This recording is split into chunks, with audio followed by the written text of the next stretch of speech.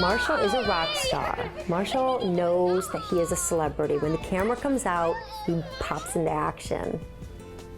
I first met Marshall in October. I had been dispatched to assess a piece of property, rural property, just outside of Marshall, Missouri. He was inside a wooden building. It was caving in. I had to crawl over boards and other debris to get to Marshall. He had an injury in the left side of his face that I probably could have put my fist into. And his left front leg was extremely damaged. He had other scarring, he had other issues.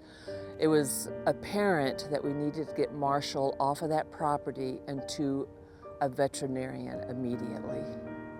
He had very, very severe injuries that were the result of probable bite wounds. He had a huge open wound on the left side of his face. He had multiple wounds on the left shoulder.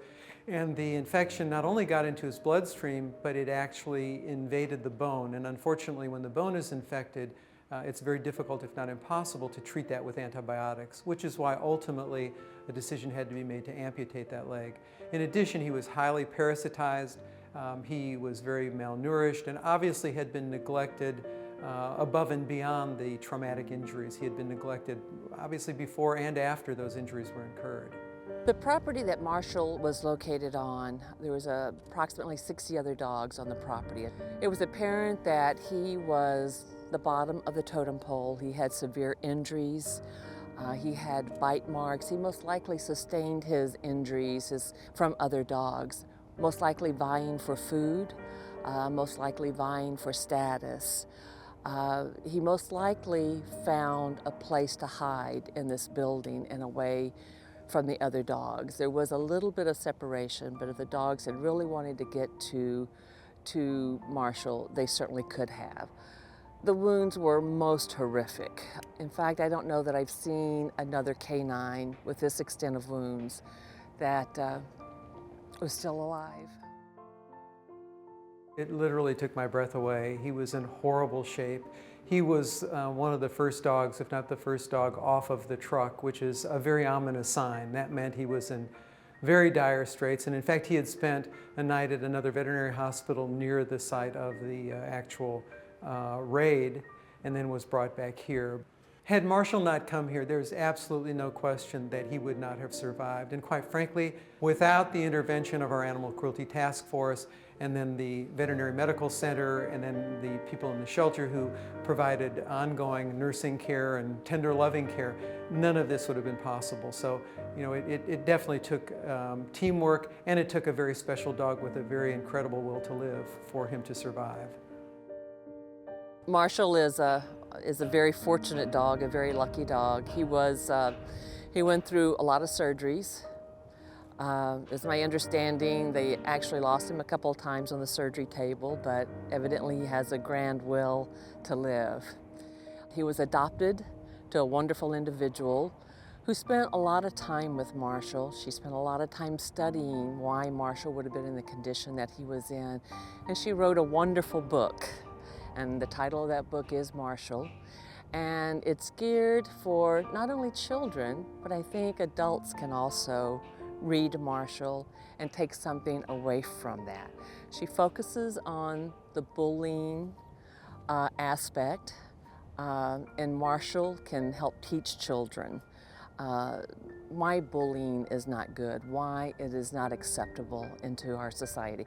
Marshall is actually out there. He is teaching kindness and tolerance, and he's teaching the world to be a kinder place.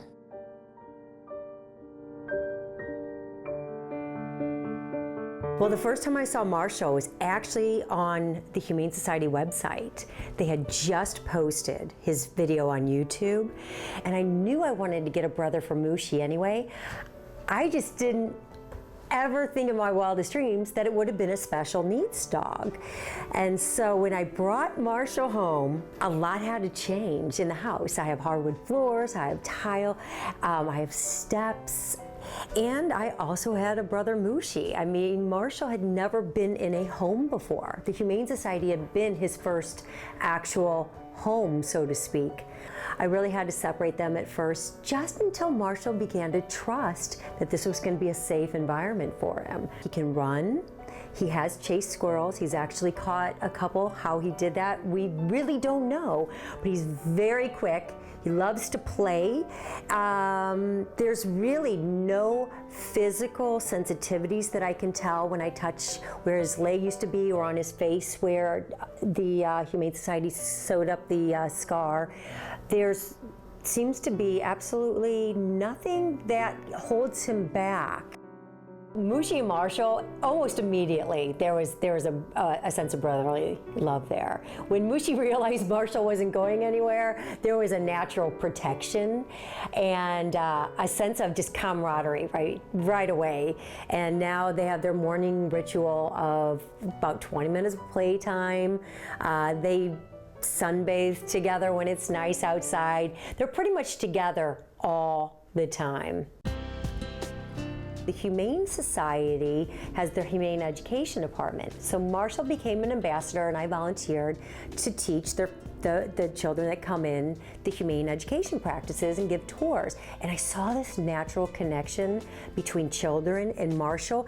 And the first questions they would ask is about what Marshall must have felt when he was being attacked and living with his wounds. And I could tell that they were picking up from their own experiences and things that they had learned along the way and putting it on Marshall. And I saw this natural message that Marshall carried about kindness. And obviously bullying is an epidemic in our schools and in our societies today. So I realized that he might be just the right ambassador for carrying an anti-bullying message. It was clear that the will to live was ultimately going to determine the fact that he was going to be a success story. Little did we know how much of a success story he would turn out to be in terms of what he's gone on to do and insofar as educating the public about the problems that many of the animals that we see are faced with. The message to me was that it's never okay to be a bully, even when you're maybe being treated bad at home or something rough is going on in your life, because that doesn't mean you have to take it out on other people. For us to bring the animals in out of the field and take them to one of the most premier facilities in the nation, knowing that they have the opportunity to receive the best of care, it just doesn't get any better than that right now for me in my life.